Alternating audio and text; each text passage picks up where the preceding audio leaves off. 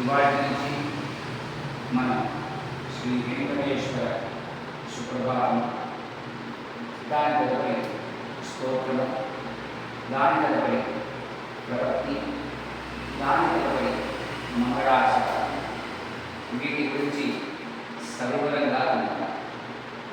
ముందుగా సుప్రభాతం మనం సవివరంగా చదువుతాం.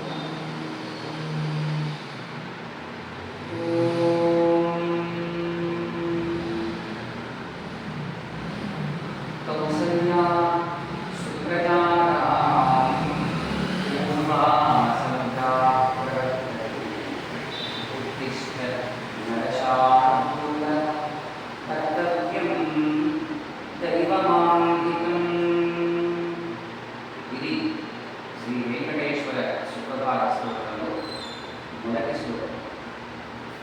ఇది నిజానికి రామచంద్రమూర్తి వారిని ఉద్దేశించి చెప్పినటువంటి శ్లోకం.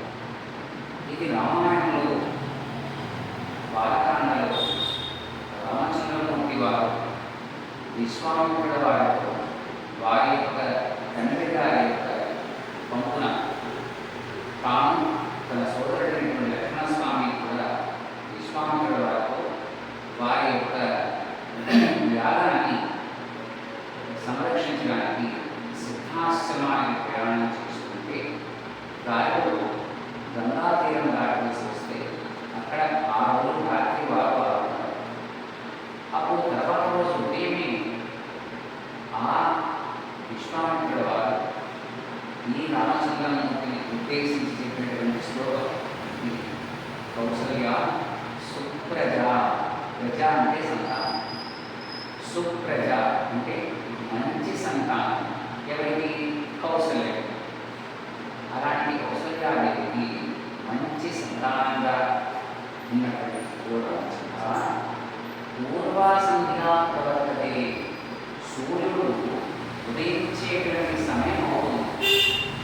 సంధ్యలు మనకి మూడు ఉంటాయి. ఒకటి పూర్వ సంధ్య, మాధ్యాహ్నిక సంధ్య, సాయం సంధ్య. పూర్వ సంధ్య అంటే నక్షత్రాలు పోయి సూర్యుడు రావడానికి మధ్యలో ఉన్నటువంటి సమయం. మాధ్యాహ్నిక సంధ్య అంటే సూర్యుడు నడిమిటి మీద ఉన్నటువంటి సమయం. అంటే 11:45 నుంచి 12:15 వరకు ఉన్న సమయం. సాయం సంధ్య అంటే ఇది సూర్యుడు అస్తమించిన తర్వాత నక్షత్రాలు రావడానికి ముందు సాయం సంధ్య. ఇప్పుడు పూర్వా సంధ్య, తూర్పు వైపున సంధ్య ప్రవర్తతే. ఆయన తూర్పున తొలి వెలుగు వస్తుంది, తొలి సంధ్య వస్తుంది. అందువల్ల ఉత్తిష్ట నరశానుకూల, నరులలో పెద్దగుడి లాంటి వాడైన ఉత్తిష్ట దేవయ్య. ఎందుకు లేవాలి? కర్తవ్యం దైవం ఆత్మికం. పెద్దల చేత చెప్పబడినటువంటి కార్యక్రమాలు ఏవైతే ఉన్నాయో ఆ కార్యక్రమాన్ని నీవు చెయ్యాలయ్యా. ఏంటది? అప్పటికే రామచంద్రమూర్తి వారికి ఉపనయనమైంది. ఉపనయనం అయినటువంటి వారు చేయవలసినటువంటి కార్యక్రమాలు ఏంటి? ప్రాత సంధ్య, మాధ్యాహ్నిక సంధ్య, సాయం సంధ్య, ఉపాసన చేయాలి. అలాగా ఉదయం పూట చేసేటువంటి కార్యక్రమాలను చేయాలన్నా లే అని ప్రేమగా పిలుస్తారు విశ్వామిత్రుడు. అది ఈ శ్లోకానికి ఇంకా రెండవది. ఉత్తిష్టోత్తిష్ట గోవింద, ఉత్తిష్ట గరుడధ్వజ, ఉత్తిష్ట తమతాకాంత, త్రైలోక్యం మంగళంతు. గోవింద గోవింద అంటే గోవులకు ఆనందం కలిగించేటువంటి వాడ. గోవింద అంటే గో అంటే భూమి, భూమికి దుష్ట సంహారం చేసి ఆనందం కలిగించిన వాడ. గో అంటే వేదాలు, సోమకాసుల దగ్గర నుంచి వేదాలను తిరిగి మళ్ళీ సంపాదించి నీకు మాట్లాడినటువంటి బ్రహ్మకు అందించి బ్రహ్మకు వేదాలకు ఆనందం కలిగించిన వాడ. ఓ గోవింద ఉత్తిష్ట దేవయ్య. ఇంకా ఉత్తిష్ట గరుడధ్వజ, ఓ మహానుభావ నీవు ఎవరు? ఇక్కడ ఇక్కడ ఈ వెంకటాచలంలో ఆ నారాయణమూర్తినే నీవు. కాబట్టి గరుడధ్వజం ఎవరికి ఉంటుంది? నారాయణమూర్తి. కాబట్టి ఆ నారాయణమూర్తి ఈ వెంకటాచలంలో ఈ వెంకటేశ్వరుగా నిలిచాడు. ఉత్తిష్ట కమలాకాంత. కమల అంటే లక్ష్మీ, కాంత అంటే భర్త. లక్ష్మీదేవి భర్త అయినటువంటి ఓ మహానుభావ ఉత్తిష్ట లేవగా దేనికి లేవాలి నీవు? త్రైలోక్యం స్వర్గ మధ్య పాతాళలోకాలు అన్నింటికీ కూడా మంగళాన్ని కలిగించాలి కదా. నీవు ఎవరిని? మా అందరికీ మంగళం. అందువల్ల ఓ మహానుభావ లేవయ్యా అని చెప్తుంది. మరి స్వామి వేస్తారా లేవరా? లేవరు. అందుకని వాడి పక్కనే ఉన్నటువంటి జగదంబను మనం లేకుంటాం. ఇప్పుడు ఆవిడ మాత సమస్త జగతాం మధుకైకహారి వక్షో విహారం మనోహర దివ్యమూర్తే శ్రీ స్వాం శ్రీజన ప్రియ దానశీలే శ్రీ వెంకటేశదైతే సుప్రభాతం. ఓ అమ్మ, ఓ లక్ష్మీదేవి, సమస్త జగతాం మాత, ఈ సమస్త జగాలకు కూడా అంటే బ్రహ్మాండలోకాలకు కూడా నీవే తల్లి. అలాంటి నీవు ఎవరి? మధుకైట భారీ. మధుకైట బృందం చంపినటువంటి ఆఖరికి నీవు భారతి, మా అందరికి తల్లి. వక్షో విహారీ మనోహర దివ్యమూర్తి. అత్యంత అందాలలో కల్లా అందం నీవు. అలాంటి నీవు ఎక్కడ ప్రకాశిస్తూ ఉంటావు?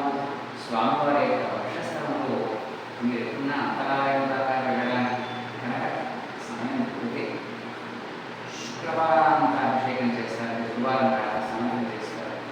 అప్పుడు స్వామివారికి మామూలు వస్త్రం, తెల్ల వస్త్రంలో కదా అవుతారండి. వస్త్రం లేకుండా స్నానం చేయకూడదు. అలా కప్పినప్పుడు వారికి వక్షస్థానంలో నుంచి బయటకు ఒక 4 అంగుళాల మేర పొడుచుకుని వచ్చి ఉంటుంది లక్ష్మీదేవి. మీకు ఆ రూపం కూడా ఉండవచ్చు, ఇప్పుడు ఇంతే ఉంటారు. ఆ వక్షస్థలంలో ఉన్నటువంటి అదే మనం చెప్పారు. వక్షో విహారి మనోహర దివ్యమూర్తి. ఆ దివ్యమంగళ సౌందర్యానికి నీవు వక్షస్థలంలో ప్రకాశిస్తూ ఉంటావు. శ్రీ స్వామి ఆ మహానుభావుడికి అత్యంత ఇష్టమైనటువంటి అలాంటి నీకు ఎలా ఉంటాయి? శ్రీతగణ ప్రియదానశీలి. నిన్ను ఎవరైతే వేడుకుంటారో వచ్చి అలాంటి వారందరికీ కూడా నీవు కోరిన కోరికలు ఈడేరుస్తావు. అలాంటి శ్రీ వెంకటేశదైతే ఆ వెంకటేశ్వరుని యొక్క పట్టణవాడైనటువంటి లక్ష్మి తవ సుప్రభాతం.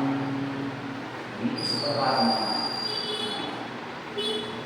అయినా మరి అమ్మవారు కడుగుతారు. మరి ఆ అయిపోయారు. ఇంకోసారి ఎందుకంటే ఆవిడ లేచి పనిపిస్తే కానీ ఆయన ఎవరు? అది సంప్రదాయం.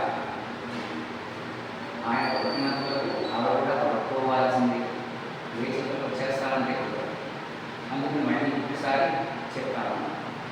తవ సుప్రభాత నరేంద్రలోచని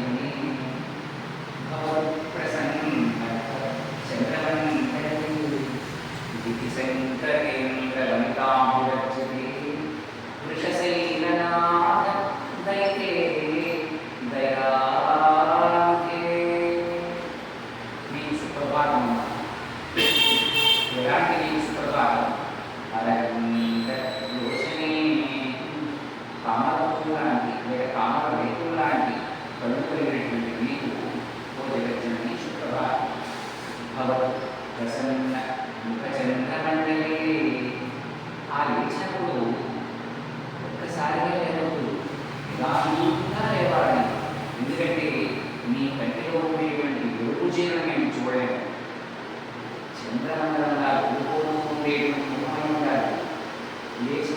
అవుతాయి. భవతు అయి ఉండాలి. ఎలాగా? ప్రసన్న ముఖ చంద్రమండలి, చంద్రమండలం లాంటి నీ యొక్క ముఖం ప్రసన్నంగా ఉండాలి. అలాగే చూడండి ఎక్కడైనా అనుకుంటుంది మా అవసరం అని విధి శంకరేంద్ర వనితాభిరచితే.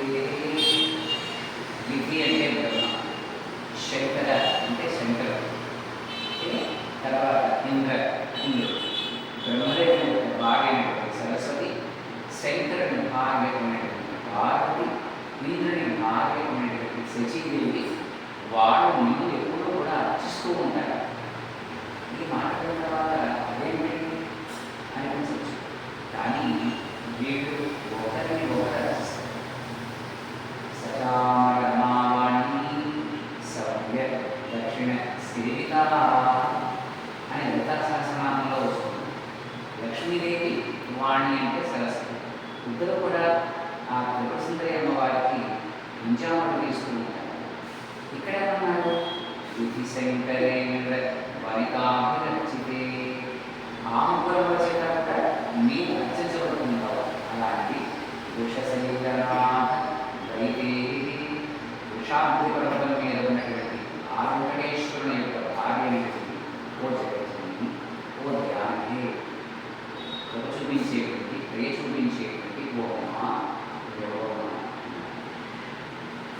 మళ్ళీ ఆవిడ లేచారు, యువతలకు వచ్చారు, చేయి చూపించారు అని ఆవిడ చెప్పొచ్చారు. ఆవిడ ఇప్పుడు మళ్ళీ ఆయన దగ్గరికి వెళ్తున్నాం, ఎందుకంటే ఆవిడ లేచిపోయింది, యువతలకు వచ్చింది. మళ్ళీ అంటే బాగుంటున్నాం, అందుకని ఓ మహాకా నీకు కూడా లేచేటువంటి వేళ అయిందయ్యా. అగ్ర్యాన్ సప్తదశ సంపాస్య సంధ్యాం ఆకాశ సింధుకమలాన్ మనోహరాన్ ఆదాయ పాదవచోతి ప్రపన్నా శేషాశేఖరో తవ సుప్రభాతం.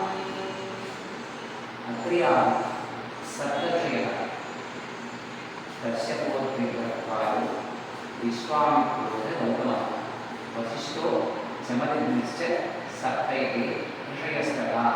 వివాహ సమయంలో చివరిలో మనం సప్తర్షుల యొక్క భార్యలకు సమర్పణీయంగా మనం ఈ అరవేణ కుండలో నీడని వదిలిస్తాం, సప్తర్షులను చూపించి. అందులో అలాంటి అత్రియాల సప్తర్షులు కూడా వాళ్ళ యొక్క ఉదయ సంధ్యాకాలంలో ఆకాశ సింధుకమలాలు అంటే మందాకిని జలాలలో వాడి సంధ్యావనం చేసి ఆ మందాకిలో ఉన్నటువంటి అద్భుతమైనటువంటి తాంబరపూలను తీసుకువచ్చి ఆదాయ చేయకుండా కన్నా మీ యొక్క పాదాలని అర్చించాలి అని వాళ్ళు ఎంతో వేచి చూస్తున్నారు. ఎలాగన్నా ప్రపన్నా, ఇంకా మీరే తప్ప మాకు వేరే దిక్కు లేదు అనుకున్న వాళ్ళని ప్రపంచం అంటే తమ యొక్క భాగంగా పరమాత్మ మీద పెట్టిన వాళ్ళని ప్రపంచంలో అందులో అలాంటి ప్రపంచమైనటువంటి క్రియాలు ఆకాశగంగలో ఉన్నటువంటి ఆ తామ్రపూలను తీసుకుని వచ్చి నీ పాదాలను సేవ చేయడం కోసం వాడు వేచి ఉన్నారయ్యా. ఓ మహానుభావ దేవయ్య శేషాద్రి శేఖరో తవ సుప్రభాత. ఓ శేషాద్రంలో మహానుభావ నీవు దేవయ్య, నీకు సుప్రభాతం.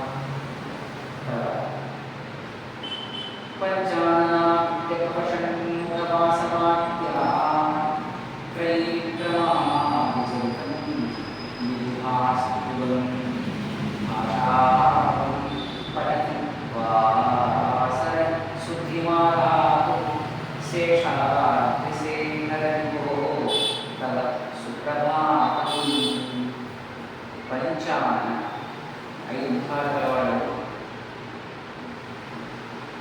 5 ముఖాలు అబ్జభవ పంచానలపై శివుడు, సజ్జోగ, వామదేవ, అఘోర, తత్పురుష, ఈశాన 5 ముఖాలతో ఉంటారు సదాశివుడు. అలాగే ఆ మహానుభావుడు అబ్జభవ తామరపూలో పుట్టినవాడు. అనే షణ్ముఖ కుమారస్వామి వాసవాజ్ఞ, వాసవుడు అంటే దేవి. ఇలాంటి వాటితో కూడా త్రైవిక్రమాది చరితం, త్రివిక్రమావతారంలో ఈ యొక్క గొప్పదైనటువంటి ఆ కీర్తిని విబుధాస్తువంతి దేవతారామంలో కూడా కీర్తిస్తుంటే వీటిని కూడా రకాల బలపడుతున్నారు. ఇంకా భాషాపతి అంటే బృహస్పతి, భాషాపతి అంటే బృహస్పతి. పఠతి వాసన శుద్ధిమారా ఓ మహానుభావ, ఇంకో బృహస్పతి కూడా దేశకాలాలు చెప్తున్నాడు. ఏమని? ఈ సంవత్సరం పేరు పరాపూర్ణ సంవత్సరే ఉత్తరాయణి వసంత ఋతువు వైశాఖమాసే బహుళపక్షే ద్వాదశ్యాయాం తత్కాల త్రయోదశ్యాయాం తిథౌ బృహస్పతివాసరే శుభనక్షత్ర శుభయోగ శుభకరణ ఏవం గుణ విశేష ఇష్టాయాం అని ఈ రోజు ఉన్నటువంటి బుధవార నక్షత్రాలను కూడా నీకు విన్నవించడానికి బృహస్పతి వచ్చి ఉన్నాడు. అందువల్ల ఓ శేషాగ్రశేఖరో తవ సుప్రభాతం ఓ మహాత్మ